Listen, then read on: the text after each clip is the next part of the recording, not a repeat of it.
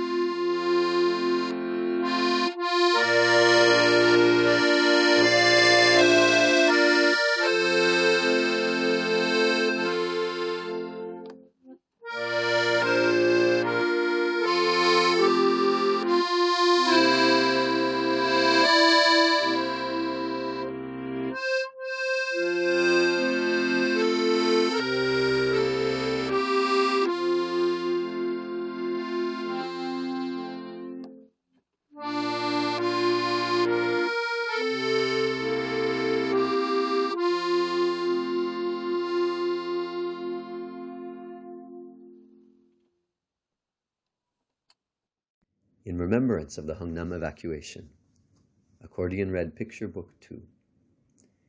Grandpa's Radio, written by Seokyoung Sim, illustrated by Seokyoon Sim. Stay strong, Gomsun. Next to Grandpa's bed, there's an old radio on the table. He could listen to music on his phone, but he insists on using the radio. When a familiar song plays, he sings along in an incomprehensible voice, sometimes shedding tears. Geum-soon. When the singer calls out Geum-soon's name, grandfather often cries. Today, I will ask who Geum-soon is. Once Grandpa stops crying, I'll ask, Grandpa, why do you always cry when the song Geum-soon plays? Who is Geum-soon? It is because I miss my sister, my mom, and my dad. Grandpa also has a mom, dad, and sister, he says. Tell me about your mom and dad who live in the north. When Grandpa was in junior high school, a war broke out. Grandpa's mom and dad sent me alone to the south to escape. They were afraid that Grandpa might get taken by the North Korean army and killed. They told me to go with the people heading to Hungnam port. Grandpa's sister wrapped her scarf tightly around my neck, saying it was a cold day. After walking for a long time, I turned around for one last look at her face, but I had walked so far that she looked like a tiny dot, and that was the last time I ever saw her. Grandpa, how did you get to Hungnam port? Well, I walked from home. It took about 10 days. Along the way, I saw mothers who had lost their babies, children who had lost their mothers, people whose toes had frozen and couldn't walk anymore, as well as many thieves and soldiers. There were also many soldiers carrying injured comrades on stretchers. The reason we went to Hungnam port was that there was a ship there taking soldiers to the south. We went to Hungnam port with the hope that we might be able to go to South Korea from there. There was no way to walk to the south. The North Korean soldiers had occupied all the routes leading to the south. So, Grandpa, did you get on the ship? Yes, we managed to get on the ship with great difficulty. Some people were even climbing up the sides of the ship to get on. Sometimes they fell into the water by mistake. Grandpa held my hand tightly while listening to the song Geum Sun Ni on the radio for a long time. He must miss his mom, dad, and sister.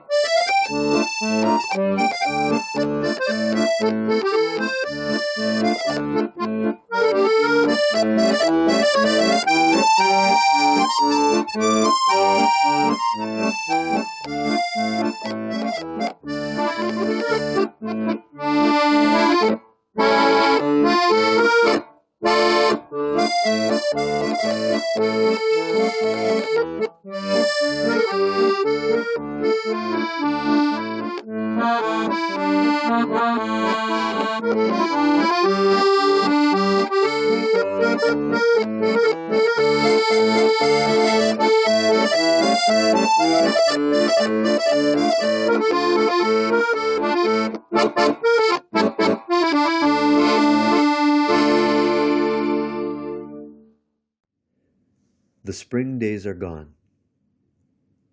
Grandpa told me a story about a song related to the spring days like these. The person who composed the song, The Spring Days Are Gone, was someone who, like Grandpa, lived in the north. That man also came down to the south alone and lived in a poor neighborhood in Busan. There was a fire at a factory beyond his house, and it burned down not only his house, but also the entire neighborhood. The only thing that man had brought from the north was a photo of his mother wearing a light pink hanbok. Unfortunately, the fire destroyed that one and only photo of his mother. He couldn't visit his mother, and with the only photo of her burned to ashes, how heartbroken he must have been. Grandpa told me that the person who went through that experience composed the song, The Spring Days Are Gone. After hearing Grandpa's story, I realized that the song, The Spring Days Are Gone, is a song about longing for one's mother and hometown.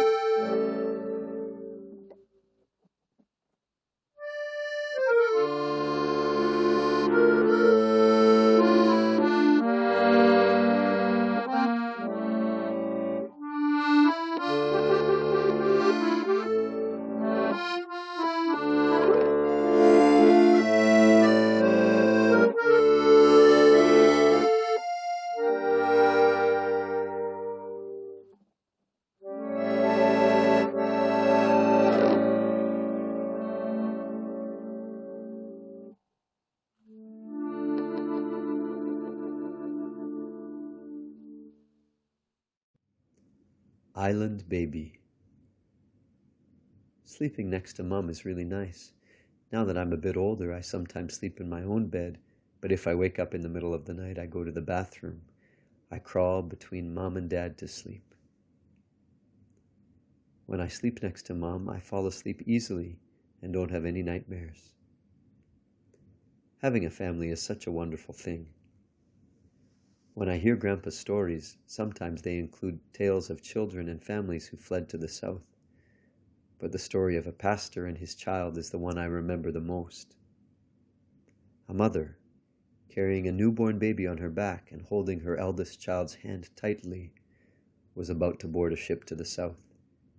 In that crucial moment, the eldest child lost the grip of her hand. A woman approached the crying child who had lost his mother and said, "If you let go of your mother's hand while boarding the ship, your mother must have gotten on the ship too. Let's board the ship together and look for your mother later." The woman comforted the crying child, and so the child stayed with her. After the Victory ship arrived in Goje Island, everyone disembarked. The child and the woman got off the ship and searched for the mother, but they couldn't find her. I once lost sight of my mom and dad in a crowded supermarket, and I suddenly felt scared and lost. I stood there for a while, not knowing what to do, until I asked someone nearby to call my mom's phone number. But how must that child have felt? There were no cell phones back then. The child couldn't see their mom or dad and had to live with strangers for days. According to Grandpa, the child's father was a pastor, and the child was smart enough to remember their parents' names and occupations, which helped them reunite later. What a relief it must have been.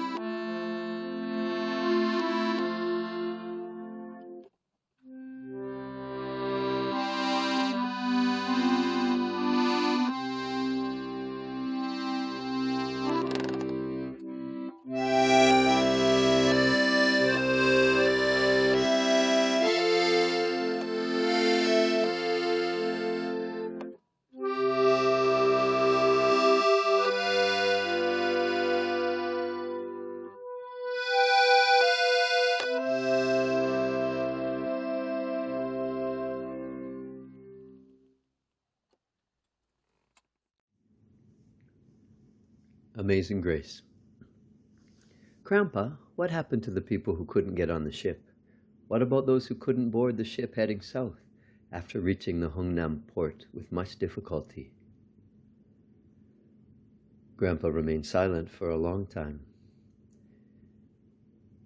Among the families who walked the long road to Hungnam, many got separated from each other.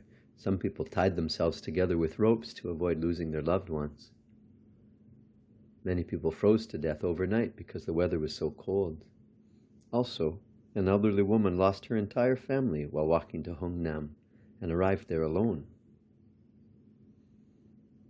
The Victory ship, which was preparing for the UN troops' evacuation from Hungnam, decided to throw away numerous tanks, shells, and military supplies at Hungnam port and instead board civilians in their place.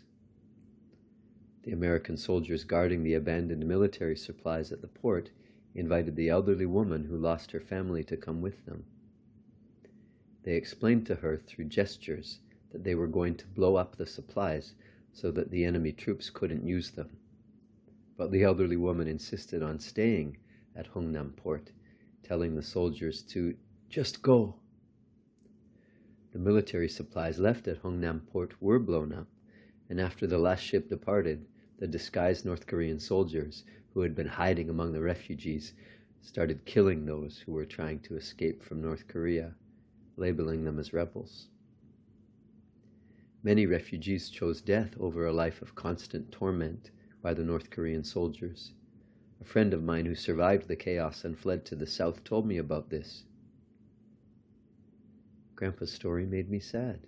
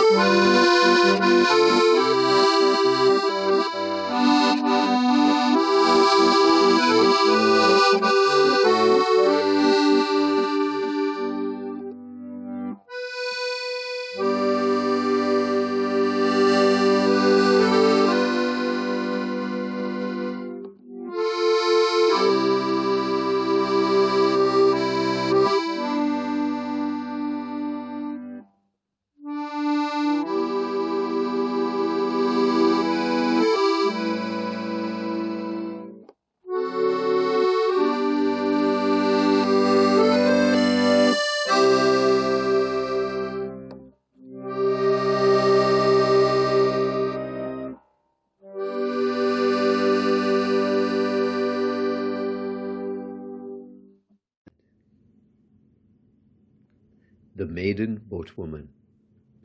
This is how Grandpa remembers the Victory ship which departed from Hungnam port for the last time.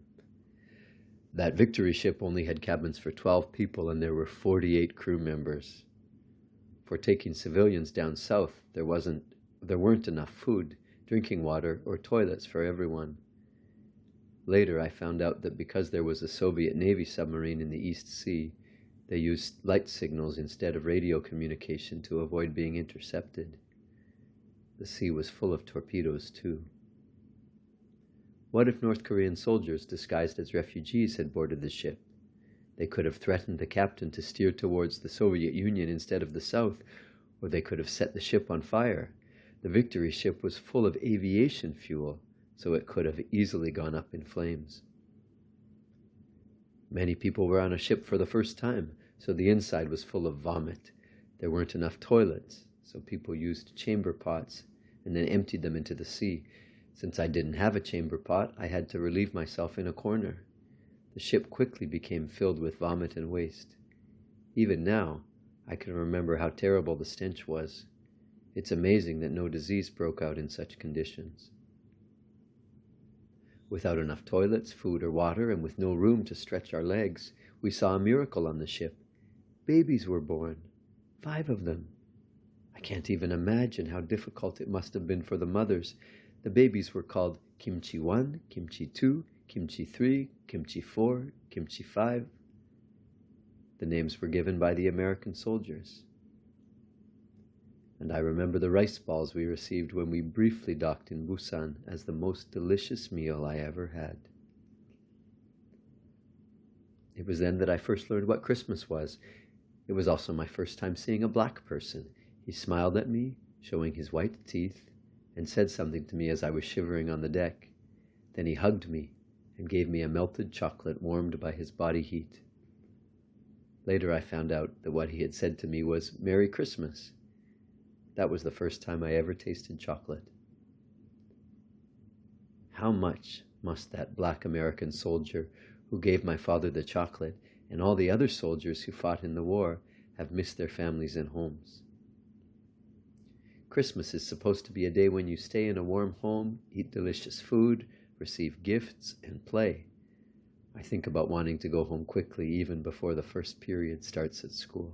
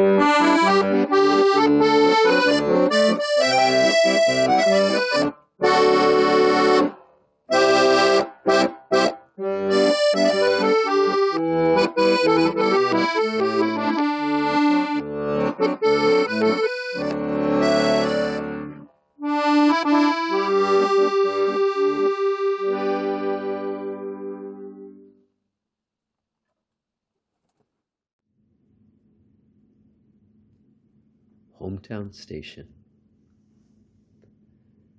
When I look at Grandpa, I sometimes feel that he is too considerate of others. When we go for walks together, even with strangers, he's so kind and always seems willing to help with anything. It felt like Grandpa was always giving way too much, so one day I asked him about it. "Grandpa, why do you always put others before yourself like that?" "It is because it reminds me of the old days. The first place I landed after coming south on the Victory ship was Goje Island. The number of people who came down from the north was more than twice the existing population of Goje Island. There were 14,000 people who came down on the largest ship, the Victory. The people who originally lived on Goje Island probably didn't live in abundance. So how was life on Goje Island when it was flooded with refugees? If it weren't for the people of Goje Island, I might have starved to death. Later, when the prisoner of war camp was established, jobs were created, and I was able to work hard and eventually leave Goje to live elsewhere. Grandpa, do you want to go to Goje Island? Goje Island is my hometown in the south. In the south you can visit your hometown. But I can't visit my hometown in the north. Before I die, I hope I can visit my homeland just once, Grandpa said. I want to take the train and go with you, Grandpa.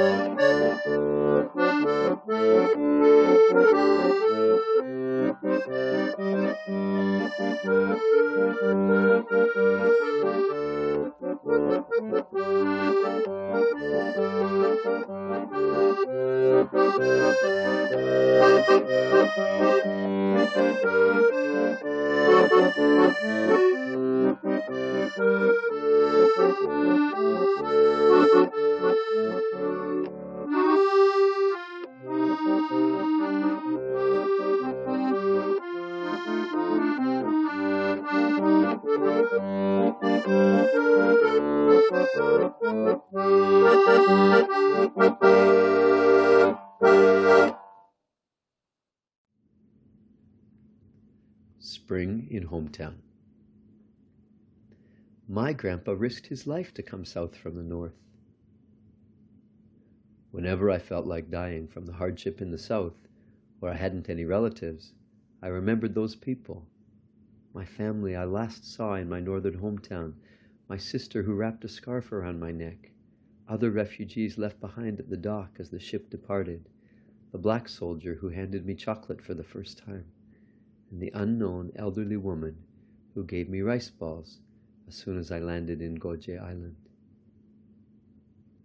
I am indebted to these people for helping me survive in the south. I've been thinking, if I die here, it means the lives of these people would be wasted too. I need to endure and survive. And that's how I kept going. And I even got to meet my dear grandchild. Grandpa, thank you for your perseverance and the gift of your life. From the bottom of my heart, I thank you for being my grandpa.